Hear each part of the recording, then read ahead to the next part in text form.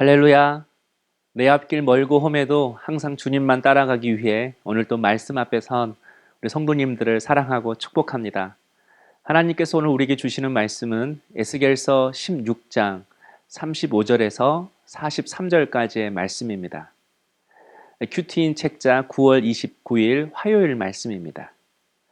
제가 16장 35절에서 41절까지의 말씀을 읽도록 하겠습니다. 그러므로 너 음녀야 여호와의 말씀을 들을지어다. 주 여호와께서 이같이 말씀하셨느니라. 내가 내 누추한 것을 쏟으며 내 정든 자와 행음함으로 벗은 몸을 드러내며 또 가증한 우상을 위하며 내 자녀의 피를 그 우상에게 드렸은즉 내가 너희의 즐거워하는 정든 자와 사랑하던 모든 자와 미워하던 모든 자를 모으되 사방에서 모아 너를 대적하게 할 것이요 또 내 벗은 몸을 그 앞에 드러내 그들이 그것을 다 보게 할 것이며 내가 또 간음하고 사람의 피를 흘리는 여인을 심판함 같이 너를 심판하여 진노의 피와 질투의 피를 내게 돌리고 내가 또 너를 그들의 손에 넘기리니 그들이 내 누각을 헐며 내 높은 데를 부수며 내 의복을 벗기고 내 장식품을 빼앗고 내 몸을 벗겨 버려두며 무리를 데리고 와서 너를 돌로 치며 칼로 찌르며 불로 내 집들을 사르고 여러 여인의 목전에서 너를 벌할지라. 내가 너에게 곧 음행을 그치게 하리니 내가 다시는 값을 주지 아니하리라. 아멘. 한 남자가 버려진 아이를 데려다가 씻기고 먹이고 정성껏 보살펴 주었습니다. 그리고 나중에 이 소녀가 자란 후에는 그와 결혼하여 왕비가 되게 했습니다. 그러나 남자에게 받은 사랑과 은혜를 잃어버리고 이 여인은 다른 남자와 행음을 하였습니다. 바로 이런 음녀의 모습이 이스라엘의 모습이라고 에스겔 선지자는 말하고 있는 것입니다. 하나님은 애굽의 종되었던 이스라엘을 건져주셨습니다. 홍해에서 이스라엘 백성들을 씻기시고 하나님의 백성 삼아 주셨습니다.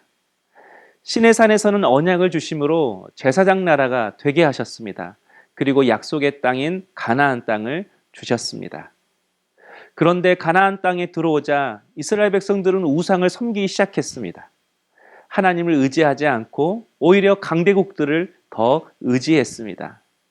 그래서 에스겔은 하나님의 말씀을 받아 이스라엘 백성들이 왜 심판을 받는지 그 이유를 세 가지로 선포하고 있습니다. 첫째는 34절에 나와 있는데요. 내 누추한 것을 쏟아냈다고 말합니다. 자신이 하는 행동이 죄인 줄 모르고 행하고 있다는 것입니다. 또 어떤 사람들은 죄인 줄 알면서 부끄러워하지 않고 계속해서 죄를 짓고 살았다고 말하고 있습니다. 이유가 무엇일까요? 재미있으니까, 즐거우니까. 그래서 죄인 줄도 모르고 죄를 짓고 그리고 죄를 알아도 끊을 수 없는 것입니다. 두 번째는 정든 자와 행음하고 벗은 몸을 드러냈다라고 이야기를 합니다. 여기서 정든 자는 이스라엘이 의지했던 이집트와 다른 주변 국가들을 의미합니다. 이집트를 의지함으로 오히려 바벨론의 공격에 빌미를 주었다는 것입니다. 세 번째는 가증한 우상을 위하여 자녀를 피의 우상에 바쳤다고 이야기를 합니다. 성공을 위해서라면 신앙이라도 삶의 귀한 가치라도 때로는 인간관계까지도 다 버렸다라는 것입니다. 바로 이것이 하나님께서 이스라엘을 심판하시는 이유였습니다. 성도 여러분, 마치 우리의 모습 같지 않습니까? 하나님의 은혜를 잃어버리고 오직 자신의 즐거움과 성공을 위해 살아가는 자기 중심적인 삶, 자기 중심적인 신앙의 모습이 우리에게 있습니다. 그러나 죄는 항상 당장의 즐거움만 생각하게 하고 그래서 영원, 가치, 생명은 보지 못하게 합니다. 아무리 내 눈앞에 보이는 길이 시원한 고속도로라 할지라도 그 끝이 절벽이면 그 길은 죽음의 길입니다. 그래서 성경은 하나님을 때론 태양에 비유하곤 합니다. 태양이 없으면 모든 생물이 살아갈 수 없습니다. 또 태양이 중심이 되지 않으면 모든 행성이 서로 부딪히게 됩니다. 태양이 바로 생명의 근원, 질서의 원천이라는 겁니다. 그러므로 모든 행성은 태양을 중심으로 태양을 바라보며 살아야 합니다. 이처럼 하나님은 우리에게 태양과도 같은 존재입니다. 그래서 자기 중심이 아닌 하나님 중심으로 살아가야 합니다. 하나님이 자신의 삶의 중심이 될 때에 우리에게 진리와 생명이 가득하게 될 것입니다. 또한 혼란스럽지 않고 질서정연한 그런 삶이 되고 내 삶 가운데 어둠이 떠나가고 빛이 임하는 것입니다. 그러나 하나님께 등을 돌리고 인간관계, 즐거움, 성공, 자아 성취와 같은 다른 것들을 내 삶의 중심으로 나의 태양으로 삼고 살으면 반드시 영적 흑암이 찾아올 것입니다. 진리와 생명에서 멀어져 우리의 인생이 어둠 속으로 들어갈 것입니다. 성도 여러분, 37절을 보십시오. 이스라엘이 사랑했던 그 모든 것들, 오히려 그것들이 이스라엘의 대적이 되었습니다. 이스라엘을 의지했던 이집트가 오히려 이스라엘을 공격했습니다. 39절에는 자신의 미모를 자랑하기 위해서 이 여인이 누각을 세웠습니다. 그런데 그 누각 위에서 이제는 많은 사람들이 보는 앞에서 수치를 당하게 될 것이라고 말하고 있습니다. 바로 이 말씀은 우리는 하나님 때문에 심판과 어려움에 처하는 것이 아니라 결국 우리가 뿌려놓은 그 죄악의 씨앗이 자라서 우리의 올무가 되고 우리의 가시가 되는 것입니다.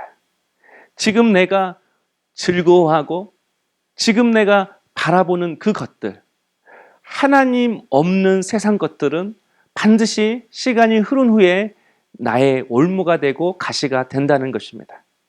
사랑하는 성도 여러분, 영적 어둠 속에 있으면 인생이 잘 풀리는 것 같아도 사실상 엉뚱한 방향으로 가고 있는 것입니다. 돈이나 직업적 성공이나 세상의 사랑 같은 것이 당장은 좋아 보여도 그것들은 스스로 빛을 낼 수 없습니다.